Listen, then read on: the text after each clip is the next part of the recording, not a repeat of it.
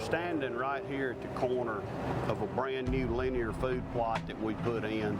On a client's property, it's 300 acres. We thinned this timber, 15-year-old pines, back in the spring. Got them oriented northwest to southeast and then northeast to southwest where we can optimize the shading potential because we're going to try to convert this over into a Durana clover plot.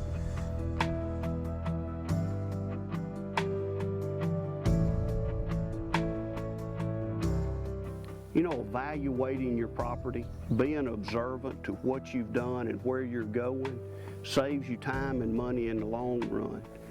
We had a plan when we started this. When we started the timber operation 14 months ago, we had an idea of what it was going to look like, and we followed through with it.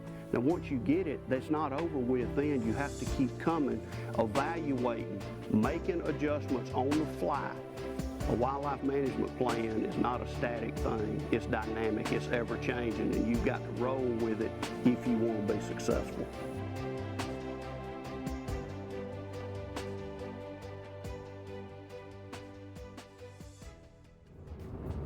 Mid-July, we're headed back to Choctaw County to evaluate our food plots and see where we stand. One of the most important aspects of your management plan is good record keeping. So we're going back now, we're assessing the food plots. We're going to see how the plots we planted in September, how they're doing right now, and then take a look at where we want to go in the future.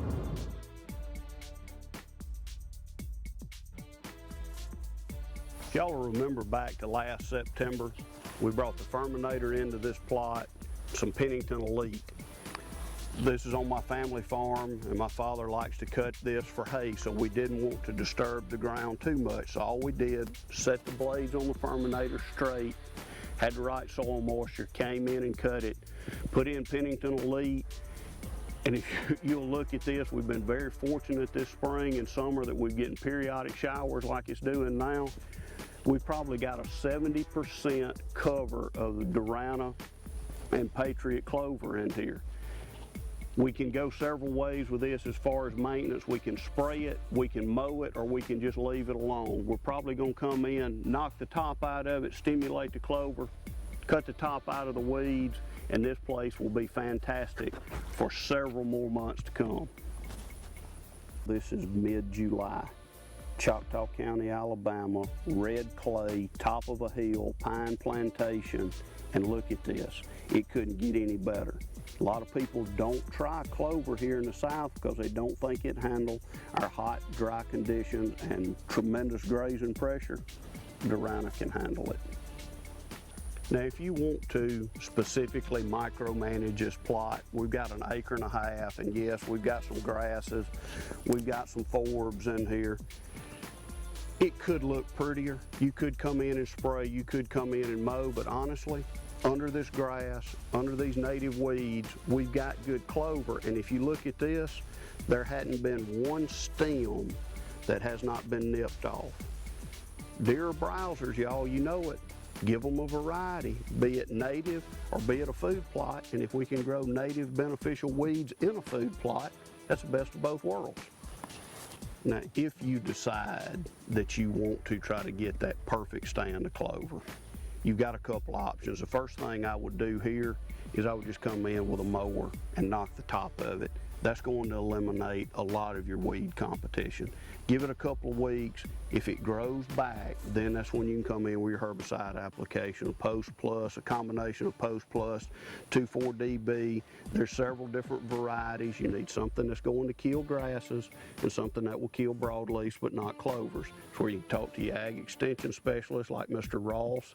He can help you find the right combination of chemicals to do the right job on your clover. But for me, I don't think it's really worth my time coming in and messing with this because we've got some woolly croton in here that's going to produce a hard seed for my doves and turkeys. It's also good fawning cover. The clover is providing great nutrition right now, but also a tremendous bugging spot for those poults to follow hen, turkeys, and quail around. Honestly, It's not pretty. I'm gonna leave this just the way it is. That's just the way I wanna do it. A year ago, this strip that I'm walking up now was a drag line for a timber operation. And look at it now. We came in September with a Furminator, Pennington Elite, and this thing is producing tons of food right now.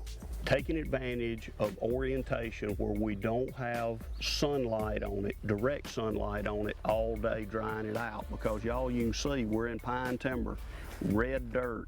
This is not ideal growing conditions for clover. So we oriented it right to conserve moisture. We picked the right planting implement, the Furminator, to get the soil disturbance and get the seed bed where we wanted it.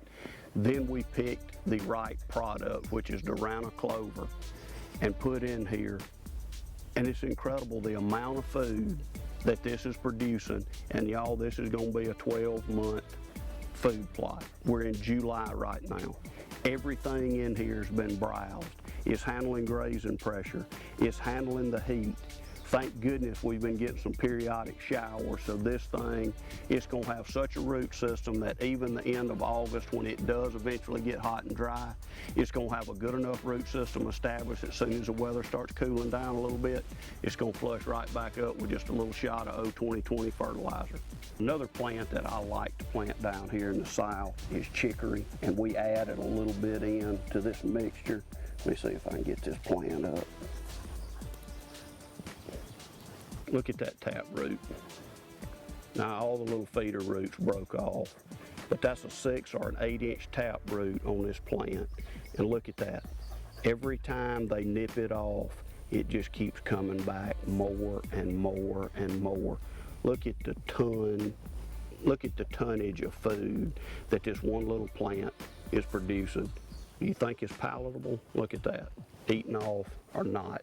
Select the plants that can handle the climate in your area, plant them properly, and trust me, the proof is right there.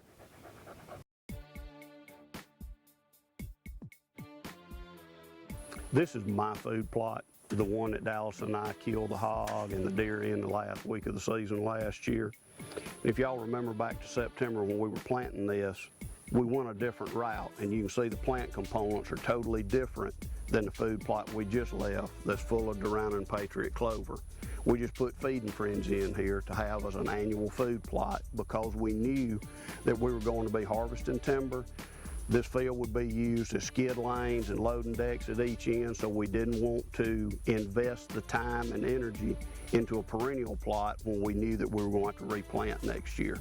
So planning out in advance the land management practices around your plots will help you conserve energy, conserve time, and most importantly, conserve money.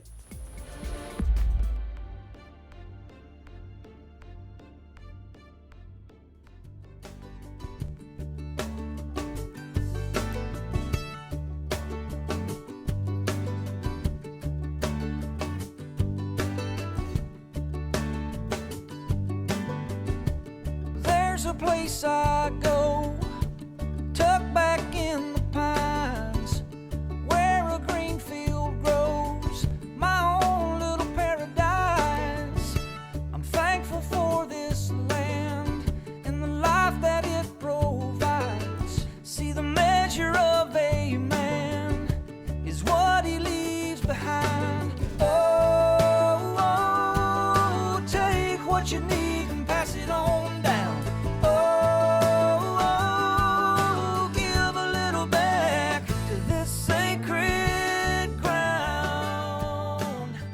Sometimes you just got to get on old Chucky. Let him loosen up a little bit. I am what I am. If you sit me down, I'm going to talk like this. Skid trails in pine plantations, nothing can be better. That'd have been good if he hadn't just bulldozed the camera.